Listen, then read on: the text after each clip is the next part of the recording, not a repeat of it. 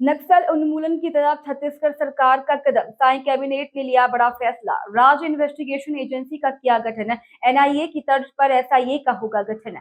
NIA के साथ समन्वय बनाकर करेंगे काम। एक पुलिस अधीक्षक सहित 74 पदों का किया निर्माण। उप मुख्यमंत्री अरुण साव ने कहा, राज्य की परिस्थितियों को देखते हुए यह खास विंग बनाया गया है। जिस प्रकार से केंद्र सरकार ने योजना आयोग के स्थान पर नीति आयोग का गठन किया है, उसी तर्ज पर हमने भी राज्य नीति आयोग बनाने का निर्णय किया है।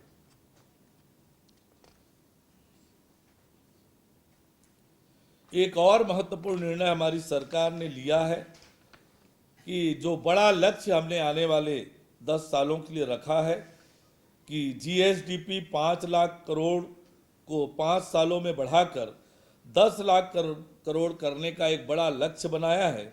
इसके लिए 10 आधारभूत रणनीतिक स्तंभों का हमने बनाया है।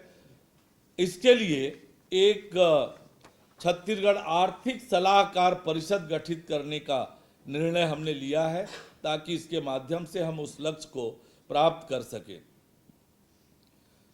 औद्योगिक प्रशिक्षण संस्था उन्नयन योजना के संबंध में टाटा टेक्नोलॉजी के साथ हुए अनुबंध को राज्य के हित में नहीं पाए जाने की स्थिति में अनुबंध को समाप्त करने का और एस्क्रो अकाउंट में जमा राशि 185.80 करोड़ को राज्य की कोष में जमा करने का निर्णय हमने लिया है।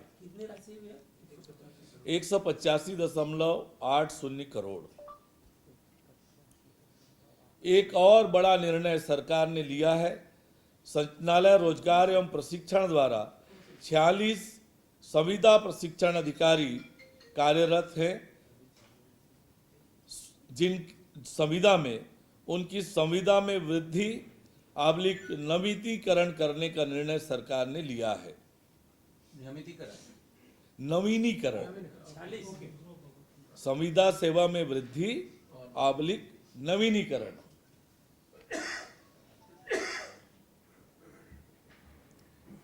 सन्निर्माण उपस्कर यान जीवन काल का उदाहरण हेतु छत्तीसगढ़ मोटरयान कराधान अधिनियम 1991 के संशोधन के प्रारूप का अनुमोदन किया गया। साथ ही बैटरी चलित यान से भिन्न यान पर नवीन पंजीयन नवीनीकरण अथवा प्रत्येक नामांतरण दर्ज करने के समय हरित कर के उदाहरण के लिए छत्तीसगढ़ मोटरयान कराधान अधिनियम 1991 के संशोधन के प्रारूप का भी अनुमोदन किया गया। इस प्रकार आज अनेक महत्वपूर्ण निर्णय आज मंत्री परिषद के बैठक में लिया गया।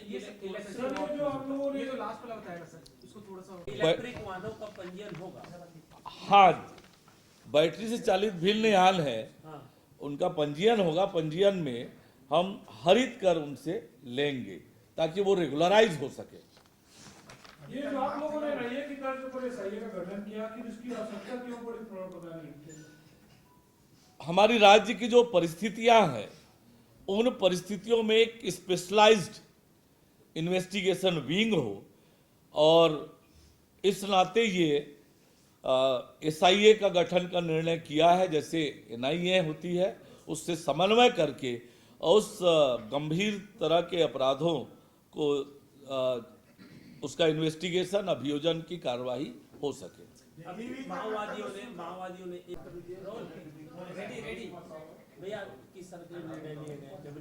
मीडिया के सभी साथियों को नमस्कार, सबका हार्दिक अभिनंदन, स्वागत है।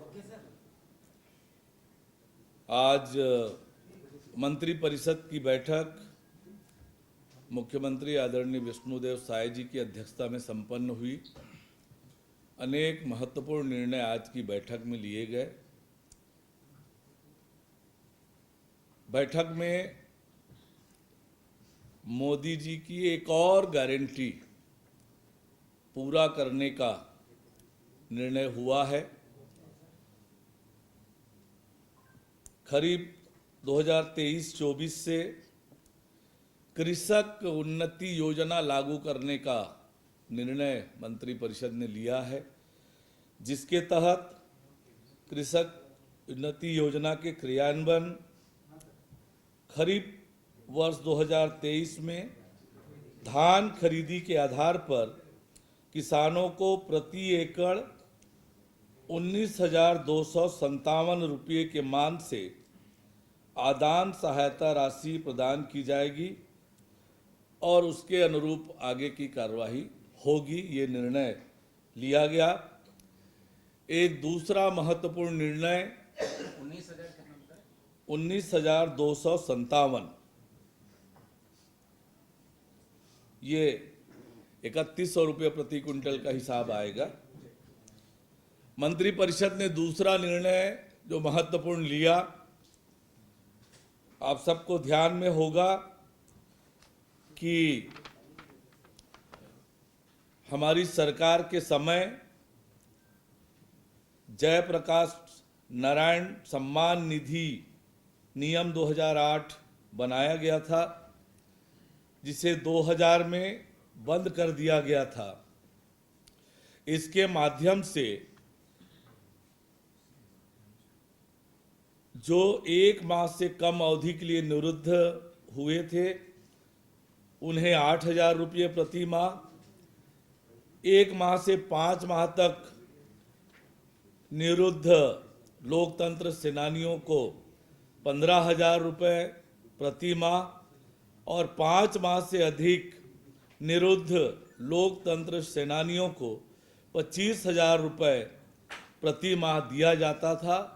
इस योजना को फिर से प्रारंभ करने का निर्णय सरकार ने लिया है और ये इसी महीना से लागू होगा और जो बकाया राशि है, योजना बंद होने से निर्णय लेने तक की राशि, वो 1 नवंबर 2024 को सभी पात्र हितग्राहियों को प्रदान किया जाएगा। एक और महत्वपूर्ण, यानी पिछली सरकार में जो नहीं दिया था उसको भी देंगे। उसको भी देंगे।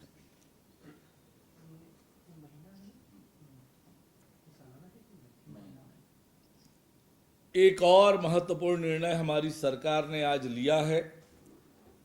एक नए विभाग के गठन का निर्णय मंत्रिपरिषद ने लिया है। सुशासन एवं अभिसरण विभाग का निर्णय लिया है, ताकि प्रदेश में सरकार की जन कल्याणकारी नीतियों के सफल क्रियान्वयन, उपलब्ध संसाधनों के सर्वोत्तम संभव उपयोग और जन समस्याओं के त्वरित समाधान के लिए यह पृथक विभाग होगा, जो आधुनिक टेक्नोलॉजी और सुशासन को स्थापित करने के लिए अन्य विभागों के साथ कोऑर्डिनेट करके काम करेगा। हमारी सरकार के समय राज्य प्रवर्तित योजना प्रारंभ हुई थी, जिसे पिछली सरकार में राजीव नगर आवास योजना का नाम दिया गया था। इस योजना का नाम बदलने का निर्णय हुआ है। आप सबको मालूम है, पंडित दीनदयाल आवास योजना था, अटल आवास योजना, जिसे बदलकर राजीव नगर आवास योजना किया था, उसे अब अटल विहार योजना के नाम से जाना जाएगा। इसके माध्यम से EWS और LIG भवनों का निर्माण सरकार हाउसिंग बोर्ड के माध्यम से करती है। सार्वजनिक वितरण प्रणाली के तहत अंत्योदय और प्राथमिकता राशन कार्डधारियों को अप्रैल 2024 से अप्रैल 2025 तक आवश्यक शक्कर वितरण के लिए राज्य के सहकारी शक्कर कारखानों से शक्कर क्रय करने का निर्णय लिया गया।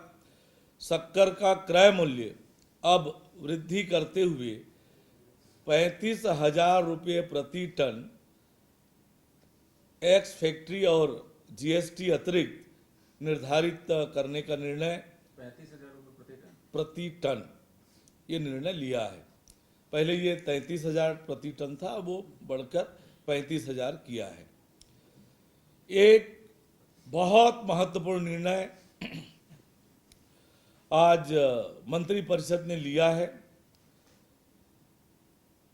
आतंकवाद, नक्सलवाद, वामपंथी उग्रवाद जैसे विशेष मामलों में प्रकरणों के त्वरित और प्रभावी अनुसंधान एवं अभियोजन के लिए राज्य इन्वेस्टिगेशन एजेंसी SIA के गठन का निर्णय लिया है।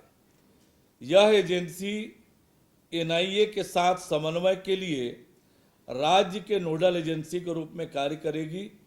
इसके लिए एक पुलिस अधीक्षक सहित 74 नवीन पदों का निर्माण किया गया है। एक पुलिस अधीक्षक सहित कुल 74 नवीन पद SIA NIA के तर्ज पर। सर्व विभागीय संविदा कर्मचारी महासंघ और छत्तीसगढ़ मनरेगा कर्मचारी महासंघ के मांग को ध्यान में रखते हुए मंत्री परिषद ने छत्तीसगढ़ सिविल सेवा संविदा नियुक्ति नियम 2012 के नियम 13(1) में आंशिक संशोधन करने का निर्णय लिया। इसके माध्यम से नियुक्त संविदा कर्मचारियों को 18 दिनों के आकस्मिक अवकाश के स्थान पर अब 30 दिनों के आकस्मिक अवकाश की पात्रता होगी। अनुकंपा नियुक्ति के प्रकरण के लंबन स्थिति को देखते हुए सरकार ने यह नीतिगत निर्णय लिया है कि जिला कलेक्टर द्वारा जिले में अधीनस्थ कार्यालयों में अनुकंपा नियुक्ति के रिक्त पदों पर अनुकंपा नियुक्ति के कार्यवाही की जाएगी। कई बार जिले में किसी विभाग में पद रिक्त नहीं होते हैं, पर अगल बगल के जिलों में पद रिक्त होता है, तो अब संभागीय आयुक्त को ये अधिकार दिया है नियुक्ति का कि संभाग के अंदर किसी विभाग में पद रिक्त है तो वो कलेक्टर को अनुशंसा करके उस जिले में नियुक्ति कराएंगे, ताकि अनुकंपा नियुक्ति संभाग के दायरे के अंदर हो जाए और जो पेंडेंसी है अनुकंपा नियुक्ति के आवेदनों की वो कम हो। पहले जिले के अंदर ही था, तो कई जिलों में पद ही रिक्त नहीं है, वो आवेदन पेंडिंग होता था, तो अब उसका दायरा बढ़ाकर संभाग कर दिया ताकि आसपास के जिलों में खाली है तो वहां पर अनुकंपा नियुक्ति हो सके। एक और बड़ा महत्वपूर्ण निर्णय हमारी सरकार ने आज लिया है। राज्य में राष्ट्रीय शिक्षा नीति 2020 को लागू करने का निर्णय हमने लिया है। आप सबको इस बारे में पता है कि युवाओं में तार्किक क्षमता के संवर्धन के साथ ही उनका सर्वांगीण विकास इस नीति को लागू करने से होगा।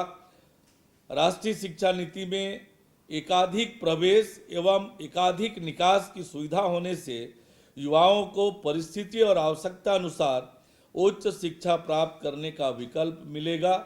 ग्रेड आधारित निरंतर मूल्यांकन और आंतरिक मूल्यांकन होने से विद्यार्थियों को अंतिम परीक्षा के तनाव से मुक्ति मिलेगी।